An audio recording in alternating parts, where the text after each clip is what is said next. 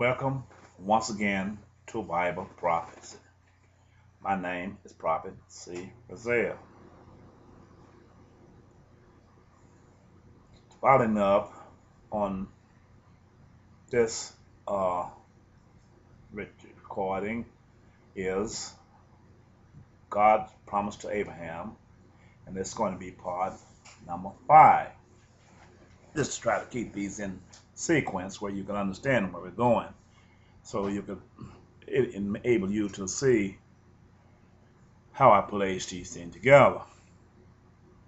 What I wanted to discuss concerning about what I left off on the last segment of the recording this morning. As I spoke concerning, I was concerned about, I placed the image here to show you how the pattern of the earth was created by God. And I was concerned about the matter of, they alleged that somebody said that there was water on the moon. And I tried to give you in detail how this could not be. But, in doing so, I wanted to reiterate these things here because I want to use as much time as I can showing you what it said in Bible prophecy and what was required of us. We are today, but however, I can't not sit and just ignore facts that what I heard over the news media a few days ago concerning about they sending a rocket up there on the moon and crashing into the moon to see if there water. I heard they did this a few years ago when they sent one out and they seen a comet out into the universe and they slammed this vehicle into it to see was it ice. In other words, what I'm trying to say is as the time draws near, they're trying to seems as if they're still trying to make God out alive. Despite all of these things that God has spoken of in Bible prophecy, God revealed the space show in a season in Ezekiel chapter 1 and Ezekiel chapter 10, and even in Revelation chapter 4.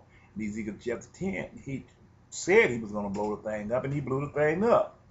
Well, he outlined in Daniel chapter 7 the war, how the war with Iraq and Iran started and began, and who was responsible. And Daniel chapter 8, likewise, Daniel chapter 11, all this speaking concerning of the United States of America and the United Nations, the dominant nations upon the face of this earth. Let me slow down because I don't want to, lose my camera. Now,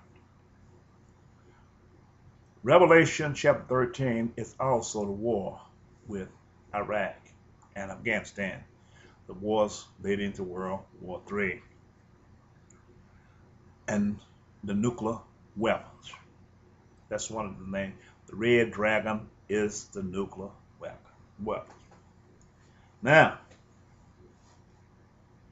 what troubles me is these nations, they always complain about this nation. We got to stop these people from their nuclear ambition. Whether there is water on the moon or not, why should you go and crash something into the moon? If you say it's ice, then you're going to crash something onto the moon to have a heating element to it, such as having nuclear capabilities.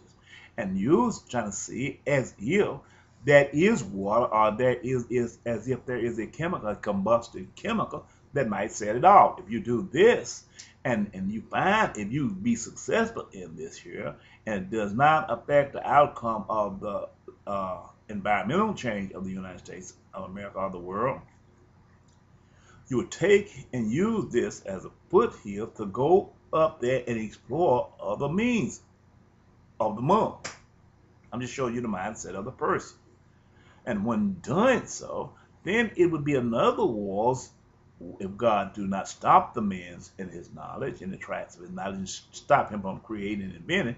you'd be alleging that we got to start this war because this nation, that nation, trying to get up there on the moon to get some of this chemicals, and if you get this chemical, you come back here and use it on the United States of America or the other rich nation, other nations of the world.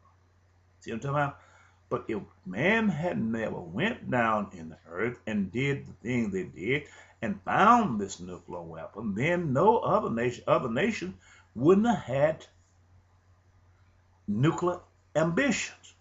This is what I'm talking about. We dig holes, we create pitfalls and snare traps, and we by us going and trying to create these and knowing if you're using this to dominate the world, other nations gonna be forced, even if they are not nations of war, even if they have nations of peace, they're gonna have to pursue after the same energy you got in order to use this to defend against you when you come and you try to take their. Because this is common wisdom here, but most people do not like common wisdom. This is what it is. We have to stop at the origin where the seed began. Wherever that seed was created, this is where we have to start it and stop it from being created from the first place. If somebody had said, no, we shouldn't use this energy here for no commercial purpose or no kind of purpose, because it can become a deadly enemy to the entire habitation of the world. This is where we are today because of simple disobedience imposed upon this earth by the mindset of the human race. And it's all began at the beginning. You know, let me start here. I want to do something that nobody else does and take you to the beginning where Moses wrote the first gospel. Let's go to Genesis in the beginning, and I'm going to get the chart, but I'm going to keep this behind me, the white horse, the red horse, pale horse, and it's still. God promised to Moses. God promised to Abraham. Sorry about that. Chapter 1. In the beginning, God created the heavens and the earth. And the earth was without form and void, and darkness was upon the face of the deep. And the Spirit of God moved upon the face of the waters. Let me show you, it says waters. And God said, let there be light. And there was light. And God saw the light, that it was good. And God divided the light from the darkness. And God called the light day, and the darkness he called night. And the evening and the morning were the first day.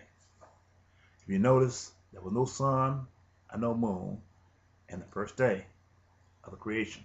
Due process of the earth had begun when God was creating this earth. This is essential.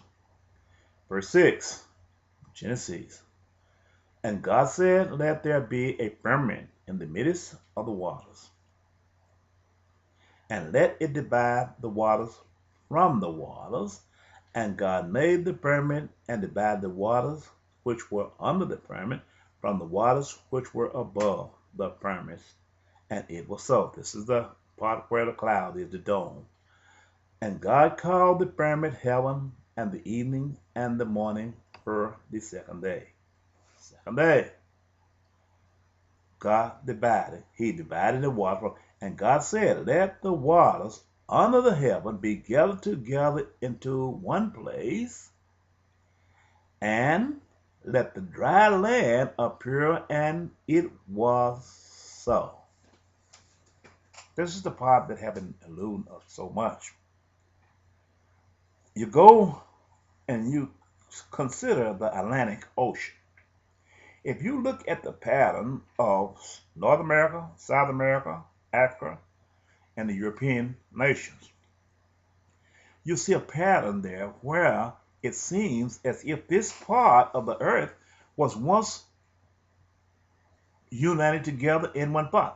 We have to check for consistency in Bible prophecy and anything else we read about creation, and then there would be no delusion of how this came to be. It's consistent. If you take a bowl and you fill it with sand and you cover it with water, the water is going to be cover the sand. Where to cover the sand? But you take a little spoon and you dip and you pile the sand up on the sand,